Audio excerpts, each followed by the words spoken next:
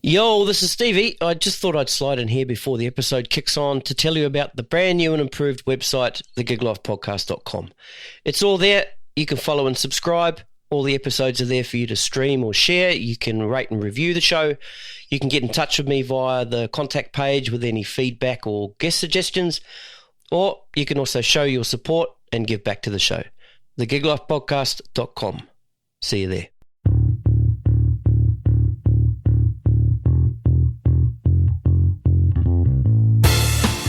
Yo, welcome to the Gig Life Podcast. I'm your host, Stevie Taylor. My guest today is drummer and composer Alexander Flood. From tabla to house beats, from Adelaide to Europe, Alex has carved out his own lane, blending electronic textures with the raw power of live drums. We talk new albums, touring, and what it takes to be a true solo artist. This is episode 163, Alexander Flood. Here we go.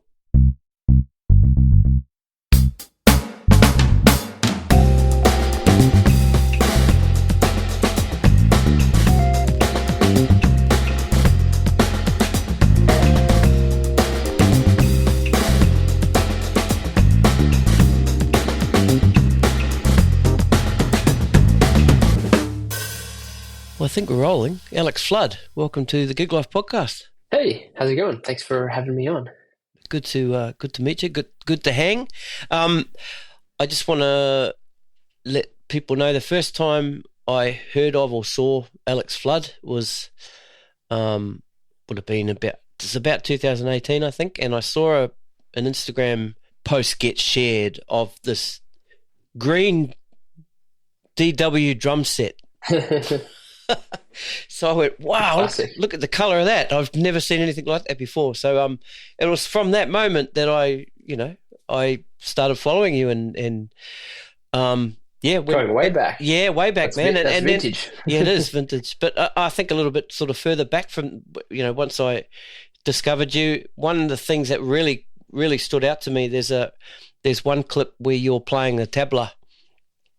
And I just thought it was awesome. And then, got a little bit more into your stuff and have sort of been following your journey, from afar. And what's really sort of stood out to me is your new album, Artifactual Rhythm. So that music hits with me because it's that sort of house music is something that I've been into a fair bit, and it reminded me of my old clubbing days in the late 90s and early 2000s, and made me think about how cool it would have been back then to have you in that era.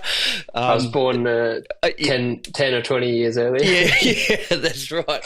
Yeah. Oh, for sure. Yeah, well, I'm glad it can kind of transport you back to that era, that sound. Yeah, that's cool. So what I thought we might do is obviously talk about the album, talk about some of your earlier sort of albums, and then I also want to roll back to how it all started and how you got to where you are now, where you're at with your music and your career. So, but first up, what's a day in the life of Alex Flood in September 2025? Well, I'm obviously based in Adelaide, so a lot of my doings, a lot of the going-ons are in Adelaide for me. A lot of the kind of regular work, so to speak, corporate work, or various events with different bands and teaching work, kind of all centers around here. So at the moment, I'm teaching at a couple of different schools, teaching drums, and then playing gigs. Friday nights, Saturday nights, sometimes during the week. Traveling a bit interstate for gigs here and there, but that's kind of, this is where my base is, and where I'm putting together new music and then preparing tours, things like that. And then we go off and do our thing overseas, come back and kind of settle back into the Adelaide thing. It's a nice little balance. How hard is it to drop back in? I think it's a really good city to be able to do that. I think it's small enough that you kind of, you can just remain connected and remain, a part of things, a part of the scene. Doesn't matter how long you're gone, whether you're gone, 2 months, 2 years, 20 years. I think you're always kind of baked into the ecosystem here, which is really nice. It's kind of a safe little haven, safe space, and nice to create here, and then go out and do things, get out of your comfort zone, and come back, kind of settle back in. It's there's obviously limitations to what's possible here or the scale of things, but there's a lot going on. There's a lot to keep you busy, and there's a lot of fun stuff happening. So the only other Adelaide legend that I've had on the podcast is Ben Todd, and I had him on the podcast a couple of months ago, and Ben Todd, he spoke of similar sort of things, like it's a nice place to sort of come back to, because he was away a lot with Cirque du Soleil and all that sort of stuff, and he's back now, but based out of Adelaide and doing the stuff that he does. To be fair, in my ignorance, I didn't know too much of Adelaide and the music scene, so it was good to talk to Ben and get a little bit more of an understanding now. And then also realizing that these last few weeks, as we've been sort of leading up to this, trying to familiarize myself a little bit more with the scene to understand it, so we can talk and I sound like I know what I'm talking about. Yeah, it's a nice little scene. It's really connected, and there's a lot of cross collaboration and a lot of shared sort of things going on, because obviously you got less musicians, you got less competition. There's sort of a lot more of hybrid kind of things going on. Every player is sort of playing everything, so you get a lot more diverse musical skills generally across the board. You got to kind of fit into more context, more things, because there's less of everything, less work, so to speak. So you got to kind of push yourself to fit into more, wear all sorts of different hats, and it's good fun. It keeps things, always different, always evolving. Nice contrast. Like the last week, I was playing hits of the 2000s show, and then I'll go play some original music, and I'll come back and do a wedding. Yeah, all over the place. Yeah. So, are you playing any other instruments beside drums, percussion, and? Not formally, really. Not formally. Okay. I play piano to compose, and that's where much of my writing and production takes place, kind of at the keyboard. But I'm not really. I'm not performing or working much outside of drums. Right. So, is your current band, are they all out of Adelaide? My bass player is, but he lives in Melbourne. He moved to Melbourne 18 months ago. The flute player and the keyboard player, or at least the main keys and flute player, because depending on budgets and location, etc., sort of cycle through different lineups. But the main lineup, they're all based in Melbourne. They're all from the keys and flute from Melbourne, and Dylan, the bass player, is from here but lives over there. So I'm kind of the odd one out. I'm the one that's off to the side, and they're all sort of based in the same place. Okay, so when you're preparing for a tour, and we'll dig a little bit more into the touring, do you sort of go to them, or do they come to you to rehearse beforehand, or? In the past, what we've done, depending on where we're playing, but for example, we did a tour, it's like Melbourne, Adelaide, Sydney run earlier this year, and I went over to Melbourne. That was the start of the run, and we rehearsed there first, and then we did Melbourne, Adelaide, Sydney together. But when we've done Europe, we've actually just because obviously we're traveling from different places. Sometimes it's made more sense to just rehearse over in Europe. Okay, but we've played together so much now that we haven't really needed to be doing regular rehearsing. It's just been kind of, if there's new things to introduce, and at the moment I'm putting some new things in the set, but usually it's just kind of been everyone's on top of the material. We've been playing a lot of the new music from Artifactual Rhythm for a good year now, so that stuff's all tight, and we're not regularly rehearsing. And I'd imagine those cats are all as sort of busy as you outside of the band doing their own thing. So the facility is Yeah, up, 100%. and yeah, And it's sometimes it's hard to get everyone together, everyone available on the same day. So that's why I've got a bunch of other mates who are great players who step in. And again, depends if there's a smaller local show. Sometimes I'll use a local lineup, which is good fun because it really changes the vibe in a good way. It's refreshing. It's different. Sometimes it's nice to have some saxophone. So there's a guy here who sort of does flute and saxophone stuff on the shows, which is really nice. But primarily the main lineup would be myself, Dylan Paul on bass, Erica Tucheri on flute, and Jake Amy on keys. Can I ask where the idea to bring flute into your music came from? Because if people that haven't listened to Artifactual Rhythm, it's such a prominent instrument beside obviously your drums and the compositions, but it's there, and it's such a strong big feature, melodic instrument, and it's a few of those tracks I've got those melodies of the flute in my head, which is you want those hooks, I guess. I mean, a lot of it just comes from influence, and a lot of the music I was listening to at the time of writing music for this, but also music for the previous album, Oscillate, which was our first kind of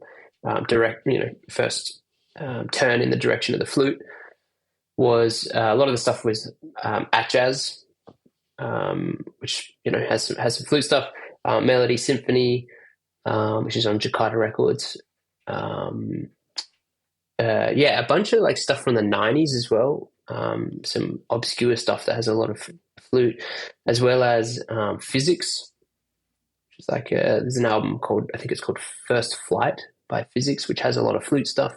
Early 2000s kind of disco house, jazzy, flute stuff, which is really hip. And I was really vibing that, and I felt that was a logical kind of step, because I've been playing with trumpet for a while, and then kind of working with two keyboard players for a while, so like a lead synth and a harmony player. But I think the flute kind of it has such a earthy, organic sound, which is a really nice contrast to the electronic elements of the music. So you've got this earthier, more organic, like drums and flute, and then you've got the more electronic, kind of modern sounding keys and bass elements, and they kind of sit sonically, stylistically as well, really, really well together. So, and just expanding on that a little bit, going to specifically to your drum set. You could pull some of the sounds that you pull out of your drum set from a SPD or something like that, but you get what sounds like your hand claps from stacks and cymbal stacks and that kind of stuff, which is very cool. Or you'll have something on a auxiliary snare that will give it an almost 808 sort of a vibe like to a it. Sample. Like a sample. That's right. So, and that's pretty cool. And I guess that's something very conscious, because you don't want to. I mean, you're an acoustic drum set player, right? So you don't want to, fill too much up with your, with electronics and that kind of thing. With electronics, yeah. And that kind of comes from, I guess, there's two sides to that. It's like on one hand, the music is very electronic, and so it can, and it does call for very electronic sounding elements, and often in the mix and production of a track we'll go pretty deep with the electronic sound. But on the other hand, like you said, as a drum kit player, and as a playing a physical instrument, sometimes hitting a pad or something that's not a drum or a piece of metal is you don't get the same response from the instrument, and the feedback, the physical, the science and the physics of what's involved, and what you're feeling and hearing in the room acoustically, but also the touch, the rebound, all those things just play a part in how you feel at the instrument and how you play. And sometimes those things also influence the way you play. So I think it's really nice to find that middle ground of an electronic sound and style, but coming from a place of playing real drums, real instruments. So that's been a really cool kind of chapter that we're still in, I guess. But experimenting with different sounds, different acoustic elements, and being able to try and replicate samples, like you said, hand claps with the different various stacks and snare drums with muffling or tuned really high. And then as well, taking it a step further within in the mix and production of things, trying to shape an acoustic sound to be more like an electronic sample. So what's the little iPad thing you have off to your left? Is it an iPad? Great question. Yeah. It is an iPad. It is an iPad. Yeah. Okay. It looks like an iPad. It's an iPad. Yep, and what I mean, you don't have to give away your trade secrets, but for people that haven't seen it, go onto Alex's Instagram and dig up some of those videos, and you're sampling sounds from that, not from sticks, but from your hands. I saw one video when you're soloing. I'm actually looking at the thumbnail right now, and you're soloing. So you've got your right hand over, and Well, the iPad came out of not necessity, but practicality, in that we were about to embark on that first European tour last year that we did, and thinking about luggage and traveling and wanting to keep things as light and portable as possible. I was previously playing with a Roland SPD SX, which I don't know if you're familiar, but it's massive, much bigger, drum pad. Yep. And I was using that to trigger loops and samples, and it did the job, of course. But then for the tour, I thought, all right, I need to find an app or something that I can essentially trigger the same samples and loops that I'm using from a much more portable device. So I went through a few different options before I settled on the iPad. But the iPad's great because it's visual. I can color coordinate things. I can label things. Everything's very visual. So I have more, I guess I feel like I'm more in control because I know exactly what's going on, what's playing, what's not, what's where, I'll label like percussion samples one color, I'll label other. So it's all very there, ready to go. Whereas I found with the SPD SX, you're just looking at grey pads, and there's a little blinking light if there's a sample playing. But there was a bit more memory. You had to actually remember your patches and exactly where each sample was, which, as the show has evolved and as the music has evolved, became a little bit trickier because not every track, I guess, is made up of the same elements, or some songs are broken into many different loops. Some songs are just a few, but we're switching between them a lot. So anyway, having the hands-on control, and the downside, I guess, is that I do need to physically trigger it with my fingertips. So obviously when you're playing, it's a very different dynamic to hitting something. But it works. It's great. And the app that I'm using is called Loopy Pro. It's kind of like an iOS Ableton. And I'm running the sessions in a way where there's no click track. The session is clocked, so there is a clock source. But whatever the audience is hearing is exactly what we're hearing as well. And I find that taking out the click and just using the samples, I think really helps me to connect more musically with the samples and help them feel a little bit more part of the show, part of the music, than just a backing track. And sometimes playing with the click can be, a little sterile, or can sometimes take the life out of certain things.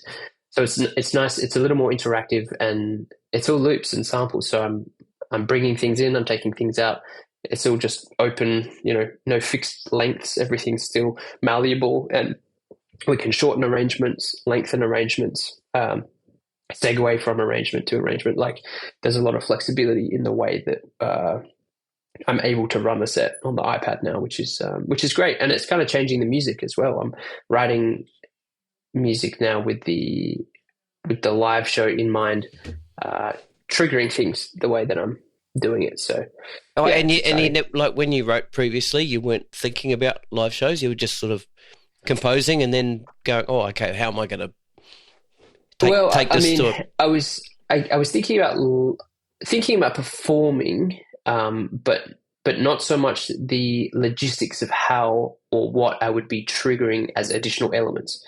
And that kind of came later. So it was almost problem solving later on, going, okay, what are the important, I don't want to just press play on a backing track and have all the additional elements. Just taking core key elements like some hi-hats, some congas, and a vocal often is what you're hearing, or sometimes even just some hi-hats, a shaker, a conga. Percussive things is and sometimes piano, but percussive things are really the dominant part of the tracks. But now I'm sort of writing with loops as well as performing with loops. So there's a bit more crossover in the process from writing a song to performing a song. Very cool, very interesting. All right, so I want to get to a point where you've discovered or you've realized that you want to be a solo artist, right? So to do that, let's roll right back to how it sort of all began, right? So I'm curious as to was there music in your family, and if not, what was that first sort of seed? Was it a player? Was it always drums? It's interesting because there wasn't much music at home. There was music passively and listening, and a lot of those things, interestingly, are have become bigger influences later on. So a lot of disco music. My parents would listen to a lot of disco music and things like the Bee Gees and ABBA, and a lot of great music. But there wasn't so much exposure to instruments or to the playing side of things or talking about music so much. So it wasn't until school where I was about 8 years old, I started taking drum lessons at the local primary school here in Adelaide. And, so why? Okay, so before you expand on that, why drums? It's a good question, and it's actually because a few of my closest friends were learning drums at the time. And once a week, they would leave class to go have a drum lesson, to go have a music lesson together. They were in pairs, right? Okay. Starting out. You want to get out of class, right? So I wanted to get out of class. So the following year, I signed up, hoping I would be obviously put in a pair with my mates. But they were already in a pair, and they were, a year ahead of me in the lessons. So I wasn't obviously put with them. I was put with someone else who didn't happen to be my, one of my best mates. So I was sort of put in this situation, and I didn't really think much of it at the time, but I was put in the situation of I wasn't there to muck around. I was there to learn music now because I wasn't with my mates. And I enjoyed it straight away. And then very quickly kind of picked things up, I guess. And I think as you go, kind of just reaching those little milestones, okay, you can play this now, or, you're getting better at this or quicker at this. Those little milestones really motivated me to just keep practicing. And so it sort of snowballed from there, because I really got into a big kind of music nerd as high school approached, and I was spending most of my time doing music, whatever that was, listening or playing or rehearsing, performing, and then eventually to writing and producing and mixing, and it's kind of where I'm at now. It hasn't slowed down. It's only gotten the snowball has continued to roll. So those first lessons then, so for me, when I first started getting my formal drum training, it was standing in front of a guy who was sitting down, and I had a snare drum, and it was just rudiments, right? So there was no drum set playing for, first 18 months. Was it anything like that for you, or was it a drum kit based sort of lesson Interestingly, plan? it was similar to that for the first 6 months. I don't know that we touched the drum set. I mean, my timeline could be skewed because I was 8 years old. So what felt like 6 months maybe was 3 months, maybe was a month, but it was definitely a no, I'm confident it was at least 6 months of just practice pad, just technique rudiments. But it wasn't boring. It was.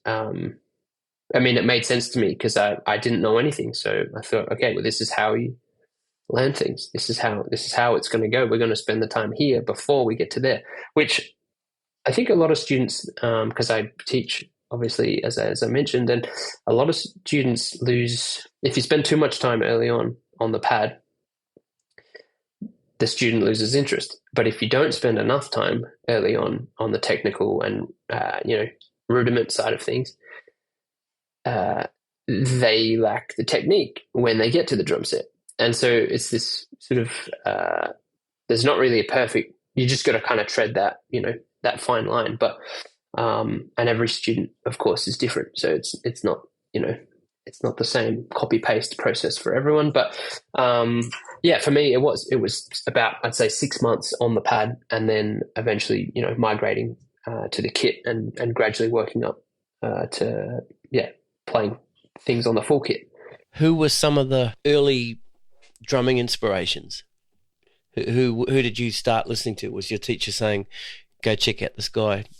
This is the style of music. This is the person you should go listen to. For that, or were you, or did you just sort of try and seek that stuff out yourself? Not initially. I'd say for the first 2 years, I didn't really have any musical. It was all just drum focused, but it was all from the book. It was all technical. It was all the material.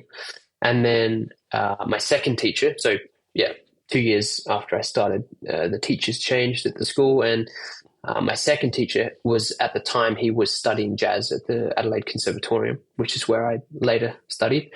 And he ended up being my teacher for maybe, I don't know, close to 10 years. And he was really great. He one day gave me, because I think he asked me, who do you like listening to? What music do you listen to? Who are some of your favorite drummers? And I didn't really know. I didn't actively listen to music at the time when I was 9 or 10. I didn't seek out, videos of drummers, and I didn't really know who was who. So he gave me a USB in one of our lessons soon after that. And on the USB was about 200 MP3 files, recordings.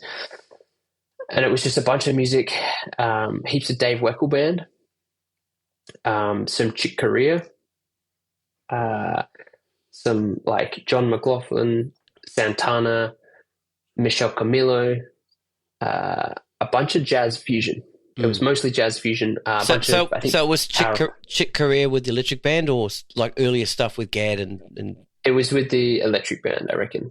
Yeah, so it was sort of this interesting being thrown into having had not really any previous, exposure to jazz. It was sort of thrown in straight into it with a bunch of like heavy jazz fusion. And so and I liked it. I bought a little iPod to put the MP3s on, and I listened through all of it, and I really liked it. And then those songs, because that's all I had, those songs I just listened to on repeat for probably a year before I started then buying albums.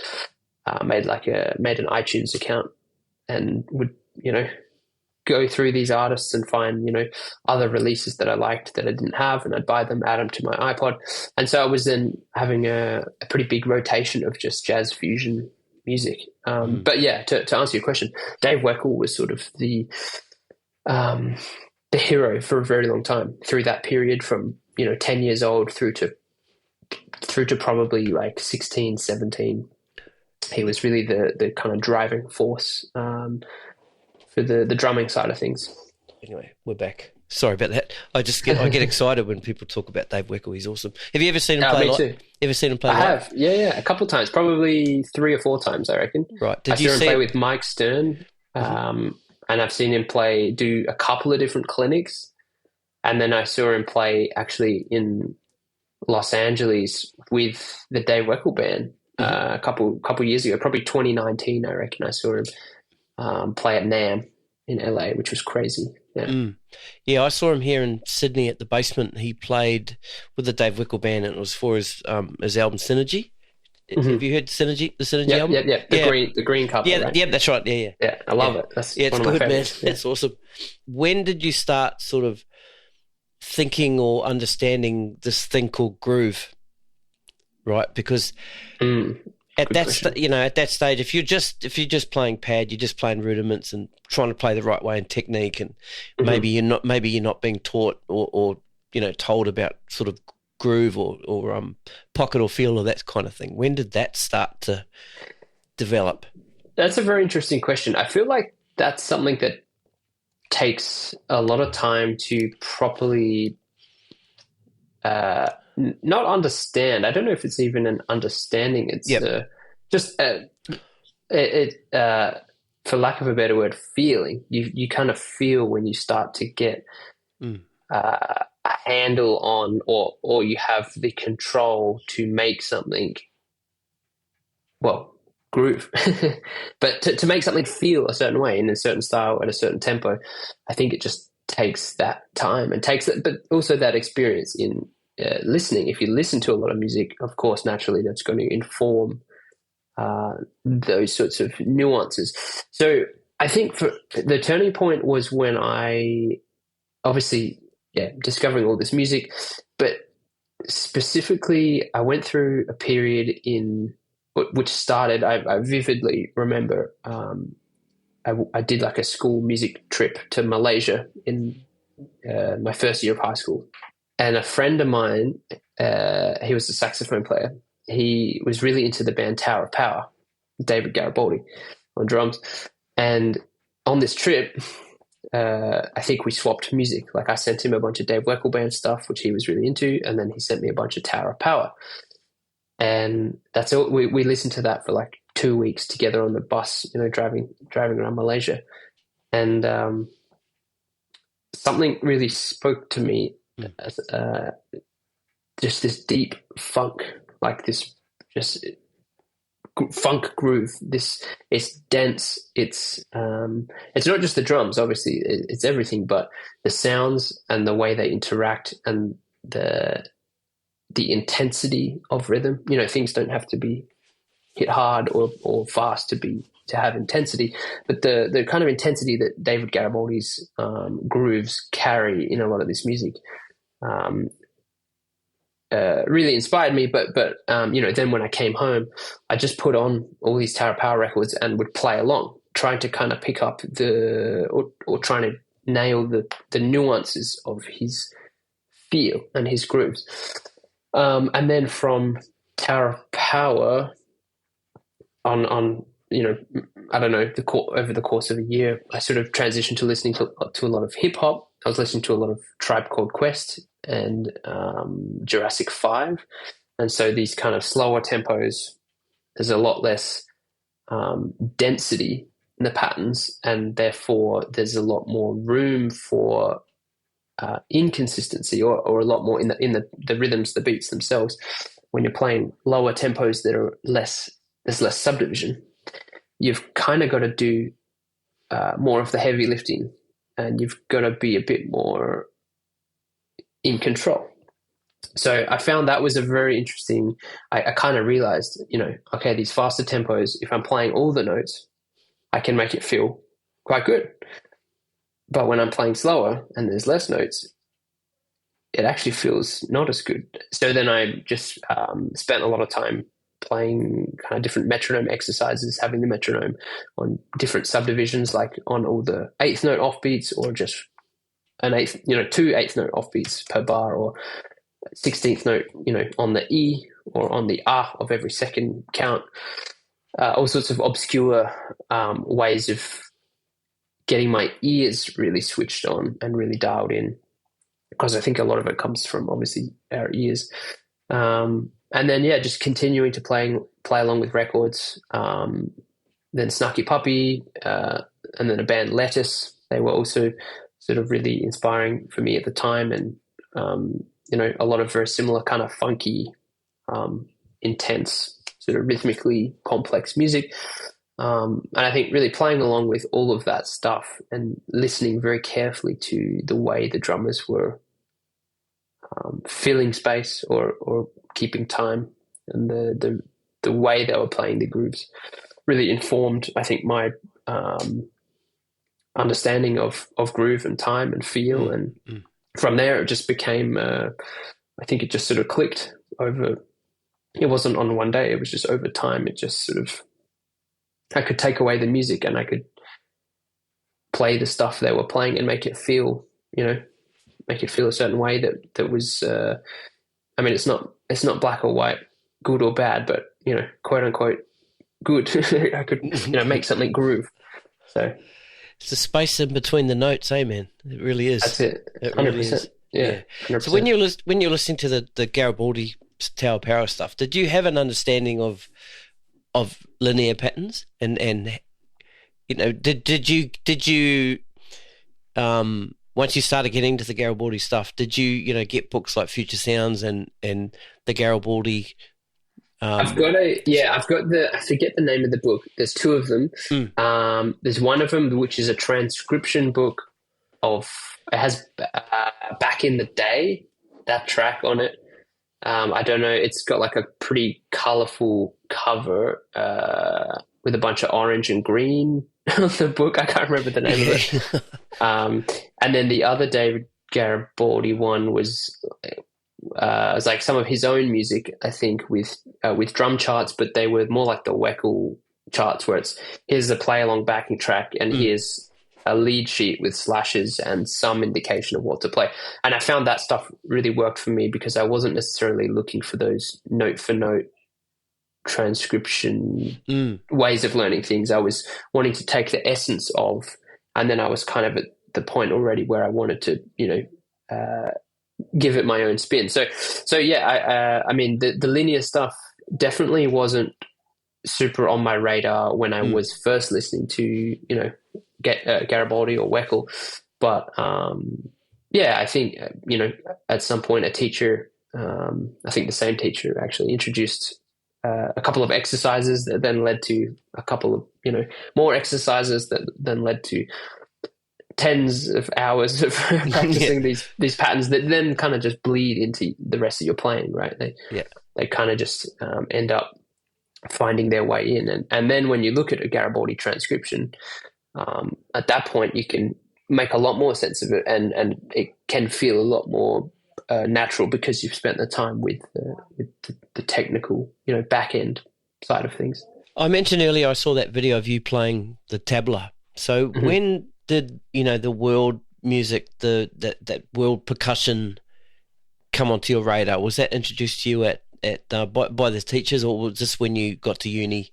I think it was pretty early on. I grew up with with parents that were very adventurous travelers, and so I was very fortunate to get to see a lot of the world when I was quite young. And there was a trip in 2010, so I guess I would have been maybe 12 or 13, probably 13.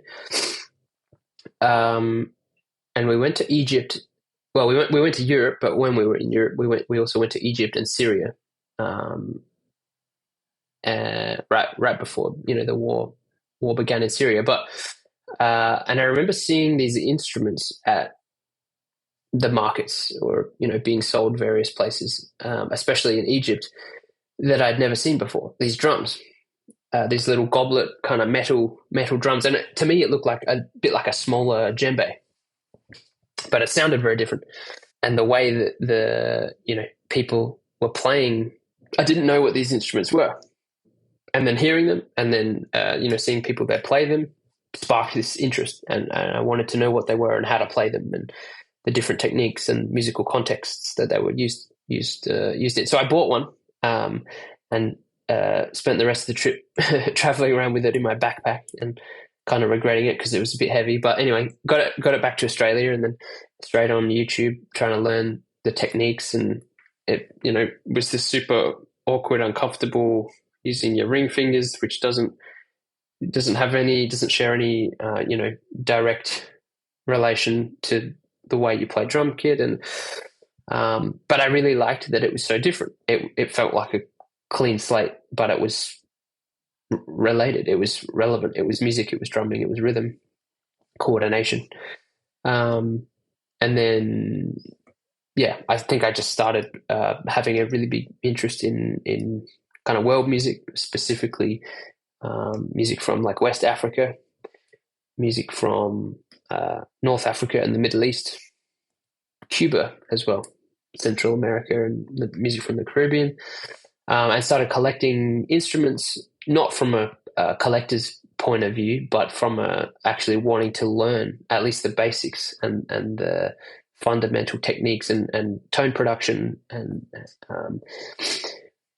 eventually then I started developing an interest in Hindustani classical music, so music from North India, traditional classical music, and found some tabla online on Facebook Marketplace. Had no idea how to play them, and then just spent some time trying to get the tones. And this was not a great set of tabla. It was a cheaper and very old set, so it was a lot harder to get the tones.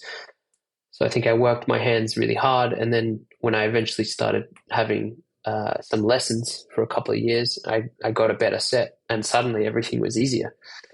The tones came out so much easier and clearer, and there was a lot of learning done there, and that really kicked my butt. I learned tabla for I'd say I had played at that point for a few years, but then had formal lessons for 18 months with Salah Nader, who was a student of Zakir Hussain.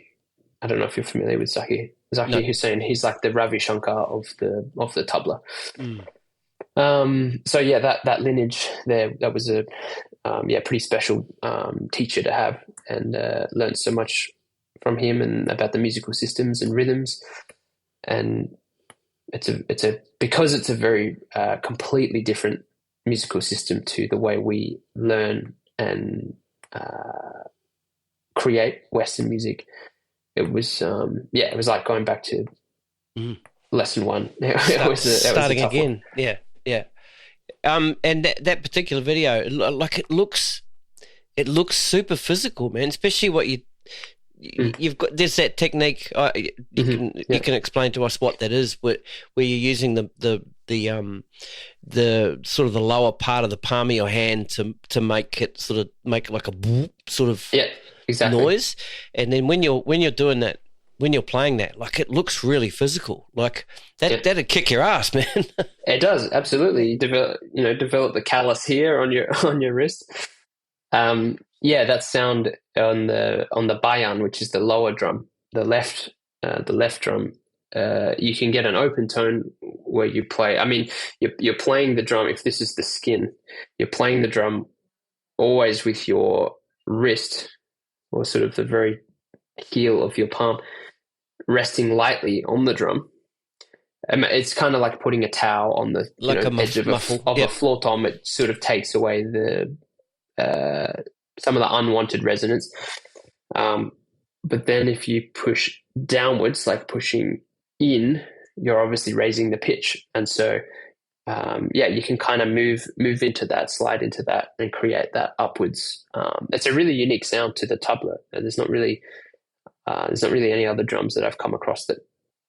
Of course, you can create, pitch modulation, but that it's that particular sound is very unique to the bayan drum, the tabla. Yeah. Do you play around with any of that stuff these days? Experiment a little bit.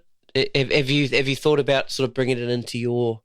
I mean, I'm not sure how it would fit into what you're doing at the moment, but I'm Yeah, sure I you. mean, look, if I had more time on my hands, I would still be spending time practicing those instruments. But I guess my focuses and my career and my priorities in, uh, well, not my priorities, just my focuses in my music have kind of narrowed, and it's kind of like getting the magnifying glass out and Yeah, just honing you on got your lane now, right? You more found of your a lane. niche. Exactly.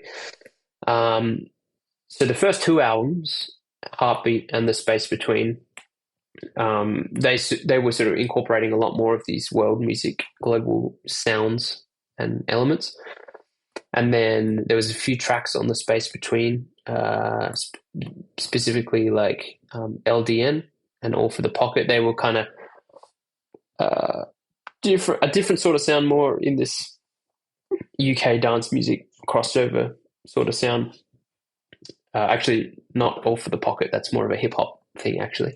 Uh, there was another track on, I think it's called Rewired, actually, on The Space Between. Rewired and LDN kind of had this UK dance music um, crossover sound, and then that's kind of what I felt truest to at that point, or that felt most uh, honest and me. And so, the next record that I wrote, which was Oscillate, was very much heading down that direction, and then it was just so happened to be incorporating more of the electronic sounds and more of the modern kind of instruments, less of the world stuff. And then where we are now is it's at a very different place and sound, I guess, to 3 years ago, 4 years ago. Mm. So I still want to get back to where you had a realization that you wanted to become a solo artist. So, Mm-hmm. But what we sort of want to lead up to as well is, do you remember that, after, you're getting these lessons, and then all of a sudden you're, hearing the Weckl stuff and the, all that other stuff on that USB, you're starting to play along to it. Were you starting to play in ensembles and bands and that sort of stuff at that stage? Yeah. And yeah. do you remember what that sort of maybe not initial feeling, but that feeling was like playing with other musicians? Yeah, for sure. When I was in primary school still, so maybe 1 to 2 years after I had first started learning the drums, I was playing. I think it was like, I mean, there was a percussion ensemble, like a drum ensemble, which was really cool to. I think there was about 6 or 7 of us, and just playing pieces arranged and written for 6 or 7 drums was with multiple different parts. You've got melody in sections in these, a couple people playing snare parts, a couple people playing bass drum parts. That was very different because that was, I was used to playing, hi-hat, kick drum, snare drum, and then you've got all sorts of other things going on. You've got multiple elements to then being put back on just that one drum. I felt like almost like a step back, or almost like a slowdown, until I realized that, okay, it's not about trying to play everything. It's serving one specific important role in something much bigger, and as an ensemble. And then playing in the concert band, similar sort of experience, being given these relatively simple snare drum charts to, I kind of like, I remember playing the Locomotion and just having like a boom chop boom chop boom chop. I'm just thinking, oh, this sucks. But then when you hear it all together and when you're finally performing it, you're like, oh no, I am providing the pulse for everyone. I'm the heartbeat of this train that's moving forward together. So I guess that kind of gave me some perspective on the reality of being a musician. Is it's not this solo pursuit, which is what it had been in my drum lessons. It had been this solely drum focused, learning drum solos and pieces written for drums, and some songs, but again, the songs were not they were not so much like radio music. It was songs with kind of anyway, different sort of stuff. But yeah, I guess that was a bit more of a reality check of like, oh, this is what it's like playing drums in a band. And then, of course, as you get older and you know, your skills grow, you're then playing more complex music with ensembles and but still retaining that feeling of, you know, I am sort of driving the ship, and that's a lot of responsibility. I would always feel that, and you know, when you mess something up in an orchestra rehearsal or whatever, concert band or big band playing a big band chart, always feeling like you're letting the team down when because everyone's relying on you nailing your parts and being the backbone of everything, and you know, everyone's, you know, hits and things are totally coming off the back of your setup into the hit, and you know, you set up the wrong hit and they miss the hit, and then you know, it's all your fault. But yeah, I guess you kind of learn to love that responsibility and really lead the band. Like that's something that I really enjoy, is being in control of things and driving the ship. So back to that drum ensemble or that drum group that you were in. So you had your sort of part on a particular drum. Did you all get the opportunity to move around to different drums to understand those parts and where they sort of fit in it all, or were you just given your one drum and that's a good question. Yeah, I think so. I think we're rotating and having a chance to play different parts and different experience the different roles. But I also distinctly remember it wasn't always split across different drums. I do remember playing on like water bottles, you know, those big office refill water bottles. Yep. Having empty ones. We all had one and had like a whole harness that the drum teacher had built, and we were playing different parts, but all on the same drum. And so it was, and you know, some of the water tanks had a slightly different tone. So it was sort of like everyone's playing the same thing, but playing a different part. So there was some of that too. All right. So let's get to the moment where you realize, actually, I want to go solo. I want to be a solo artist. I want to give this solo thing a crack. A few things come to mind that sort of shaped that direction. Firstly, all of my heroes, all of my kind of all of the drummers that I was checking out the most, like Dave Weckl and Steve Gadd and David Garibaldi and all these people, Dennis Chambers, Billy Cobham, Tony Williams, they were all doing their own music. Of course, collaborating and playing with XYZ, you know, great bands and playing on these, you know, big, huge albums, but in whatever capacity, whether really small side project or whether it was their main thing, were doing their own stuff, playing their own music, leading their own band from the drums. And that's something that really spoke to me, I guess. But then the other side of it is I wasn't feeling like anything. This is maybe towards the end of high school / you know, early university days. Nothing was going to happen for me in that in you know, nothing was going to fulfill me in the way that I felt I needed or wanted unless I did it. No one was chasing anything for me.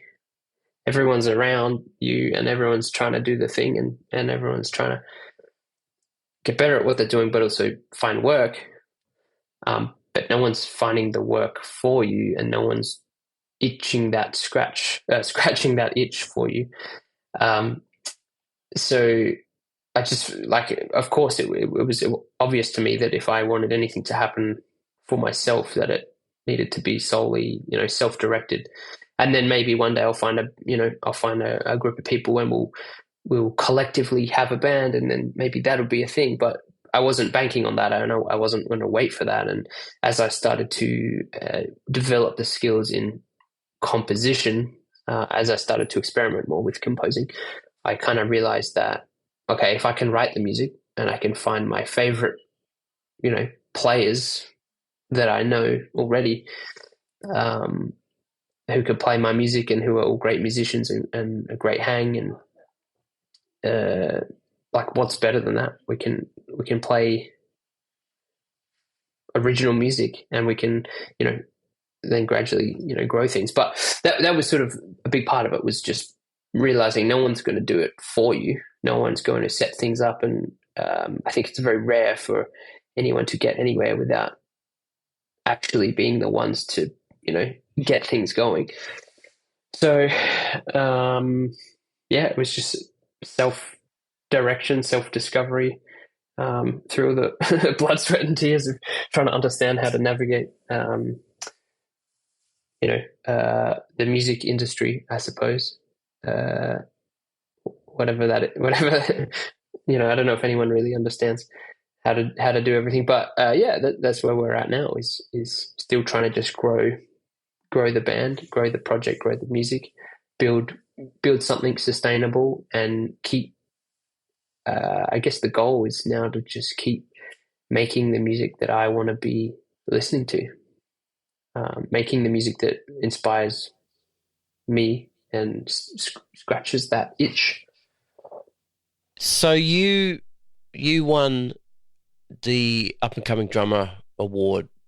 Do you think that getting that sort of winning that accolade, I mean, it's a pretty massive thing. Did you take something away from that towards, developing the solo project, thinking, well, actually I've got something sort of, to offer here on my own that, can sort of help sort of promote myself as a solo sort of, because, you see some of your, like, particularly the earlier Instagram stuff where you're promoting your earlier albums, it is just you, on a drum set in a, whatever sort of scene that you had. And of course you've got your friends on it. But whereas, today, this, particularly this new album, your promo is it's the band, right? Yeah. I don't know if there was a question in that, but I think there was.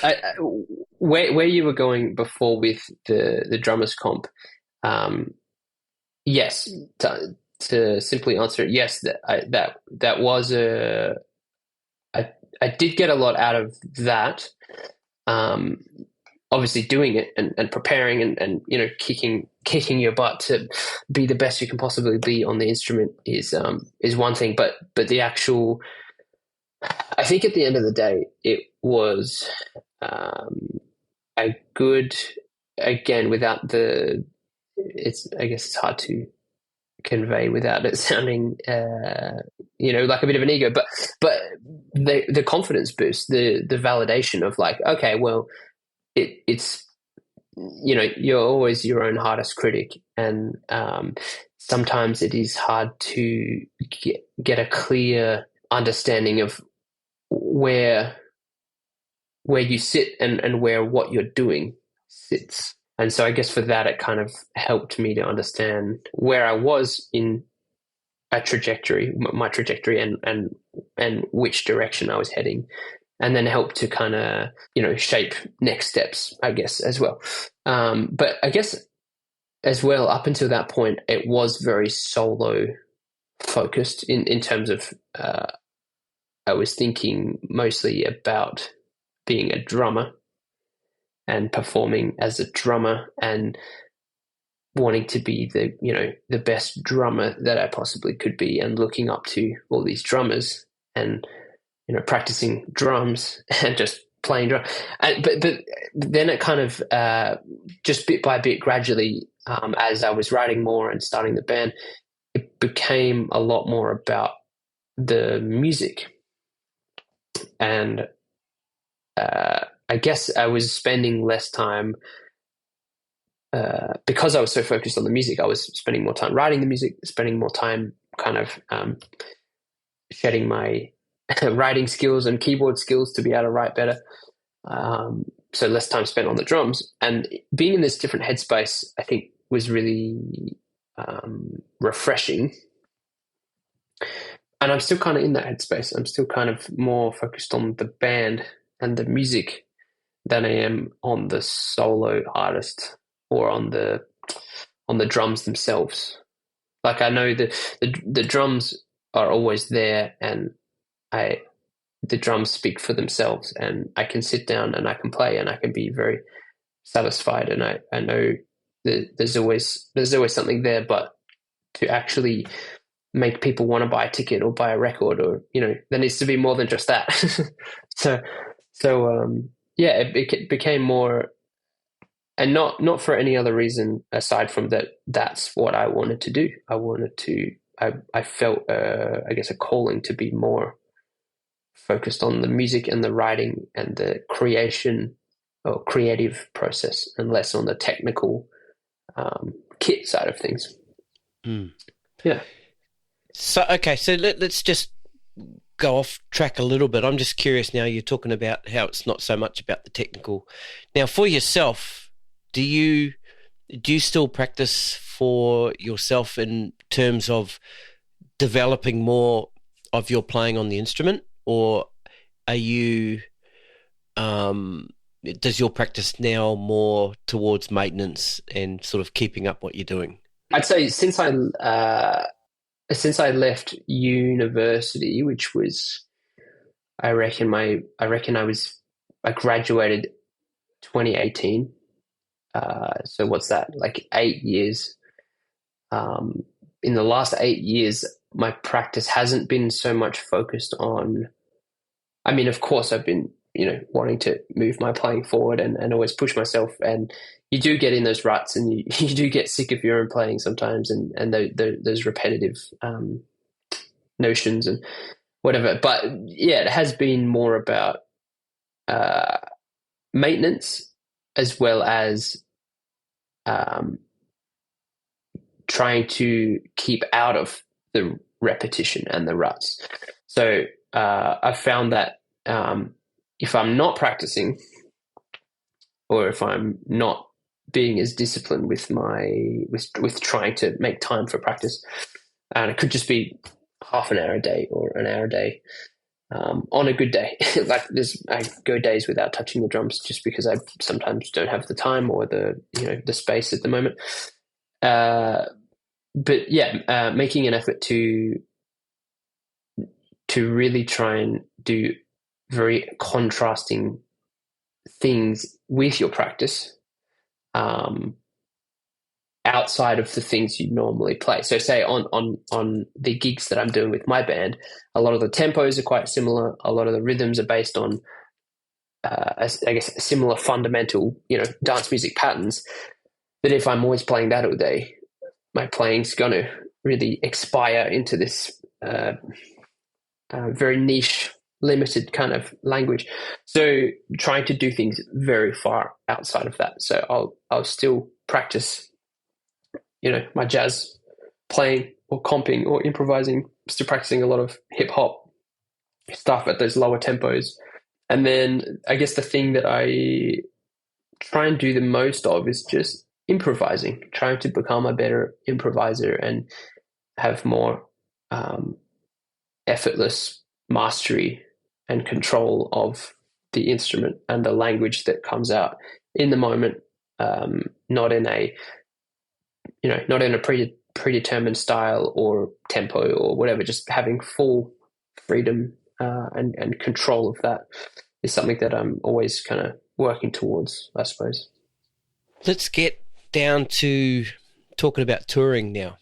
I'm just assuming here, since you travelled, with your family since you were young, I'm sure that sort of developed a sort of a love for travel, and you're hearing these different types of music over there, and knowing what these different countries are like, and obviously pushing forward now to the stuff that you're doing now. There's certainly a hub in the world for that kind of music, like Germany, and that those kind of sort of the home of house, sort of yeah. So when did you when you sort of formed the band? were you thinking of sort of taking your music to the world? 100%. You kind of hit the nail on the head when you said that those early travel experiences would probably develop that interest in me, because you're right. I'm a very keen traveler, or it's something I really value, and it's something that I guess I always have. So the thought of, and this goes back many years now, the thought of being able to play music and travel at the same time was kind of a no-brainer goal. Like it was there. I didn't have to think about it. It was just, that's what I want to do. And then, there was, I guess there was a few trips early on, like my first year of high school. Like I mentioned earlier, I did that music tour through Malaysia, which was like the school big band and orchestra were, did this like 2-week tour, doing performances at workshops at schools and various places. It was a long time ago. I don't remember. But that was sort of my first taste of like playing music in a different place and seeing the connection that is possible, and seeing how other people relate to music and how it can be so similar and so contrasting to our experiences here with music. And then I did a few other things like through high school and then through uni, where I was able to go overseas and do in some capacity something musical. Sometimes it was just a holiday and then I had one gig, and then sometimes it was going over there to take some lessons and see a bunch of shows and travel around. But every time I got overseas and would then look to plan the next trip, I would always try and include more and more music things, and eventually got to a point where I was booking gigs each year, booking 1, booking 2, 3, 2 in a recording session, writing new music to record overseas with the band, with a new band rather. And then I guess it just made sense to me to keep doing that, because I was seeing that there was a lot of interest over there. And then did a festival, and the festival connected me with a booking agent, and then the booking agent, who I'm still working with over there, he's based in Germany, he's booking the tours now, and everything. I mean, I guess not everything's perfect, but I'm essentially living the dream that I had 20 years ago of playing music and traveling. And it's been really special to do that with such great people. So I've been very lucky to, the band that I've taken over now to Europe twice, such a great group of people who, we're all really tight, we're all really close, and it's just a great hang. It's like just messing around with your friends overseas, and then you get to do some shows and you get to, work. So I mean, we're still growing that side of the business, because as you can imagine, there's still a lot of DIY, things that are going into. I'm tour managing, and I'm still, still trying to make it sustainable financially. But there's something good happening, and there's a lot of good stuff happening over in Europe. As you said, it's there's quite the hub over there for crossover music that kind of sits adjacent to jazz and dance music, and drawing on these different influences. There is an audience over there. It's just finding the right ways of tapping into the market and reaching audiences and growing your audience and being able to sell more tickets to make the whole thing more sustainable. That's kind of the nitty-gritty tricky part of it, but ultimately there's something there, and I'm really passionate about chasing that, and let's do it again and again and again. what's sort of coming up? So you got back from your sort of European tour at the end of July. Yeah, we got back 1st of August. Yeah. Yeah. Okay. So what's coming up? Well, working on plotting some Oz dates, hoping for like Sydney, Melbourne, Adelaide, and then possible Brisbane and Perth for towards the end of this year or start of next year, early next year.